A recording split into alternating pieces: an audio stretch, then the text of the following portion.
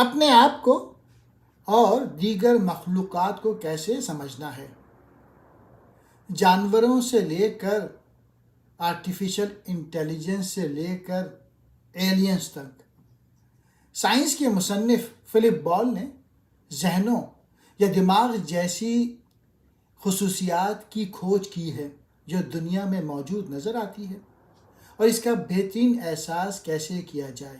مصنف کا کہنا ہے کہ اگر ہم اپنے آپ کو صحیح معنوں میں سمجھنا چاہتے ہیں اور مشینی ذہانت کے امکان کو سمجھنا چاہتے ہیں تو ہمیں اپنے دماغ سے پرے دیکھنا چاہیے اور دوسری مخلوقات کے ذہنوں کو تلاش کرنا چاہیے۔ کہتے ہیں کہ دوسرے ذہنوں میں جھانکنا، جیسے جانور، پودے، AI، اجنبی، کہ ہمیں یہ سمجھنے کے لیے انسانوں سے آگے دیکھنا چاہیے کہ دماغ کیا ہے۔ اگرچہ ہر ایک کا دماغ ہوتا ہے، لیکن بہت کم ماہرین اس کے میک اپ پر متفق ہیں۔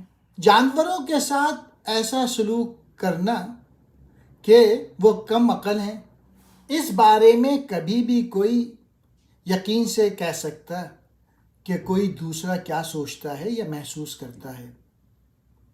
لیکن ہمارے پاس زبان اور تحریر جیسی آسان ٹیکنالوجیز ہیں جو ہمیں براہ راست رسائی ایک قسم کی دوسرے ذہنوں تک پہنچاتی ہے۔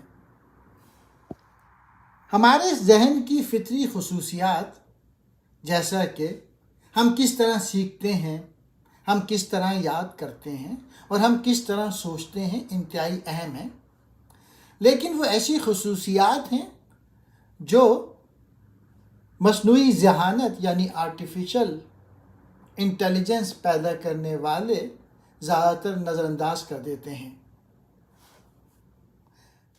AI آرٹیفیشل انٹیلیجنس یعنی مصنوعی ذہانت کے ڈیزائنرز نے بہترین طور پہ اپنے آلات کو ان میں سے صرف ایک یا دو خصلتوں سے آراستہ کیا ہے۔ دماغ صلاحیتوں کا ایک گروپ استعمال کر سکتے ہیں جن کی پیمائش کی جا سکتی ہے۔ کچھ ذہن دنیا کی نمائندگی کرنے کے لیے معلومات کو یکجا کرنے میں اچھے ہوتے ہیں۔ کہتے ہیں ٹھیک ہے، ہو سکتا ہے کہ ہم ذہنوں کے کاموں کی وضاحت نہ کر سکیں جیسا کہ ہم چاہتے ہیں، لیکن ہم ذہنوں کی خصوصیات اور صلاحیتوں کا جائزہ لے سکتے ہیں۔ اس میں مختلف قسم کے ذہنوں کو دیکھنا شامل ہے۔ ہم اس سے سیکھ سکتے ہیں کہ انسان کیا تجربے کرتے ہیں اور ہم کیسے سوچتے ہیں۔ ہاں، اس بارے میں کبھی کوئی یقین سے نہیں کہہ سکتا کہ کوئی اور کیا سوچتا ہے یا محسوس کر سکتا ہے۔ واضح طور پہ ذہن کی صرف ایک قسم نہیں ہے۔ مختلف عمروں کے بچوں اور نوزائیدہ بچوں کے درمیان بھی فرق ہے۔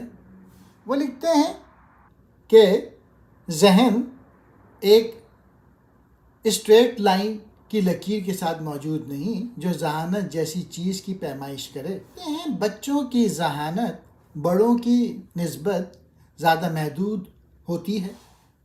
انسانی ذہانت کی اقسام میں بھی مختلف ہوتے ہیں۔ کچھ لوگوں میں مقامی بیداری ہوتی ہے، دوسرے ریاضی میں ہوشیار ہوتے ہیں یا سماجی ذہانت رکھتے ہیں۔ وہ لکھتے ہیں کہ ہر زندہ چیز کا ایک قسم کا دماغ ہوتا ہے۔ آپ کے پاس دماغ ہے، اسی طریقے سے کتے، بلی، گوریلاز سب کے پاس دماغ ہے۔ انسانی دماغ کو سمجھنا اور اس کا دنیا سے کس طرح کا تعلق ہے جس کا ہم تجربہ کرتے ہیں، اس نے صدیوں سے فلسفیوں کو چیلنج کیا ہوا ہے۔